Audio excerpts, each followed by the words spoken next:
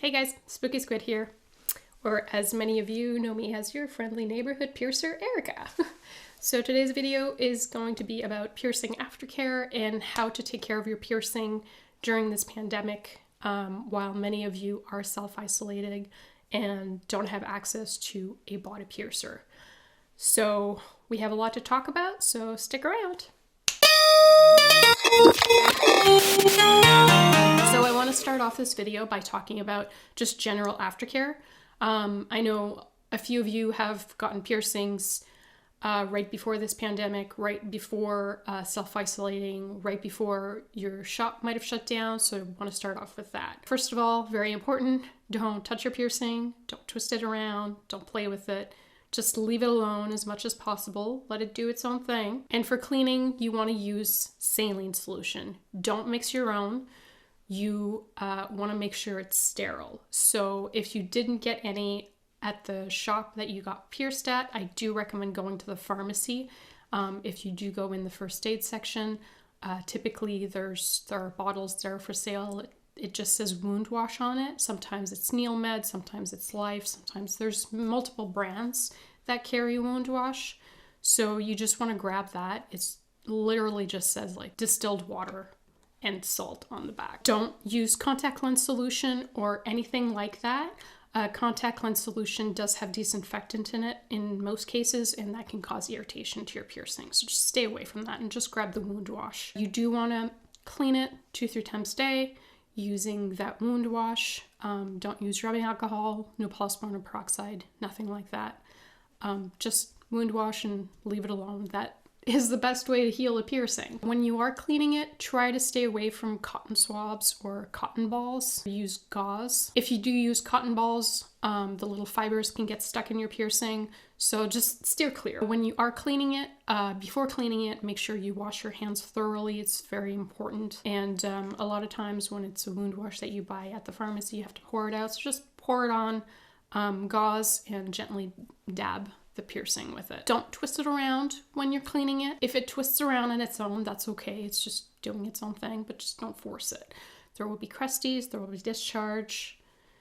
That's normal. That's just part of the healing process. So again, try not to pick at it. Try not to like get the little crusties off yourself. Just use saline and that should help. Other than that, another important thing is don't put any pressure on it.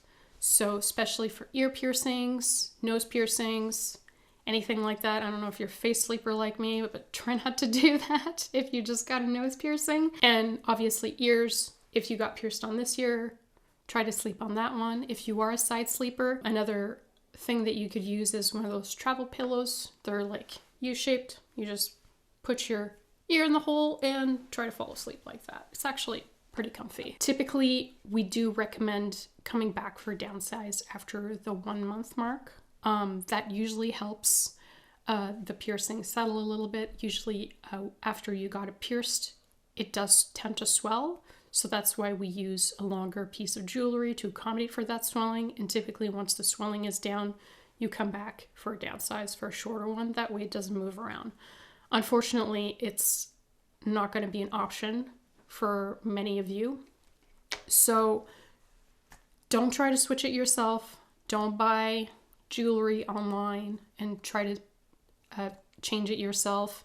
If you do that, not only do you not know what the material the jewelry is, and you're not doing it in a sterile environment, you also don't know the length or size needed for your piercing. These are all important things to know while performing a downsize. So try not to do it yourself. I know it's annoying, but you're just gonna have to kind of live with the longer bar. So again, try not to move it. Just be careful, like especially for ears again, try not to get it snagged, like especially hair, be careful with your hair. Try not to put any pressure on it again. When you do get pierced, and you get your ear pierced, like for example, your helix or your conch, it usually sits straight. If you do sleep on it or put any form of pressure on it, hats, bandanas, anything like that, sometimes too much pressure can cause it to shift. So end up piercing like that at the beginning and it ends up like this. So be careful with that. Leave it alone. Try to keep it clean. Keep your sheets clean. Keep your pillowcases clean. Be careful with pets, especially like pet dander is not really great for fresh piercings. So if you have pets, don't let them sleep in the same bed. Try not to touch it. Again, like keep washing your hands. It'll probably still be healing. Typically piercings start, they don't get completely healed for at least 3 months. Sometimes you feel like your piercing is healed after a month, but it's not. The scar tissue is still very fragile, and switching it to something else immediately can cause other problems. One question that I've been getting a lot lately are pressure bumps.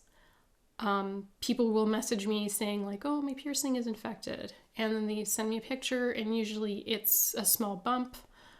If it's just a small bump, there's nothing to be worried about. It's not, I mean, it's ugly, but it's not painful. It's not dangerous. They're just kind of annoying. So again, a lot of times that's caused by pressure. So try not to sleep on it again. Make sure it's clean. Try to keep your hair out of the way. Sometimes, like especially if you get it like behind or around the ear, hair will get caught in it, and that can cause those bumps.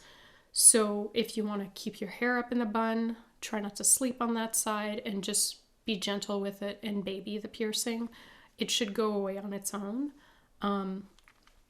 There are other things that can cause those pressure bumps, but unfortunately it's very, very hard to diagnose something over the phone or just even with a picture.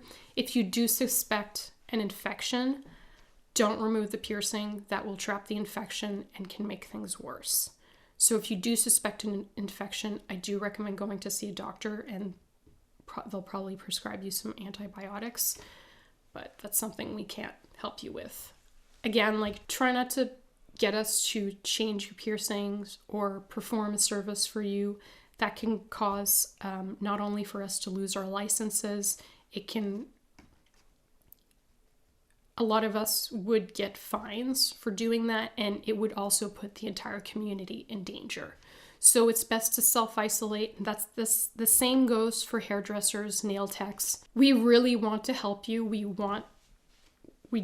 just can't at the moment. There are more important things that are happening right now. And unfortunately, we're probably going to get out of this like kind of, with our nails all grown out, our roots showing, our eyelashes completely gone. But at least we'll be healthy. And that's the important thing. If you do find someone that is willing to help you out or give you a tattoo or give you a haircut, they obviously do not care for their clientele. So please try to stay away and don't try to convince us. We want to help you, and we're all suffering. Like, I haven't had my job for about 3 weeks now, and I really miss it. And I miss having a paycheck too. I miss my clients, and I really want to help you, but it's just not something that I'm not willing to put my community at risk for a piercing. Thanks for understanding. That's my video for today. If you do have any questions or comments or anything else, just let me know in the comments down below, and I'll try to answer them in due time. Thanks for watching, and I'll see you next time.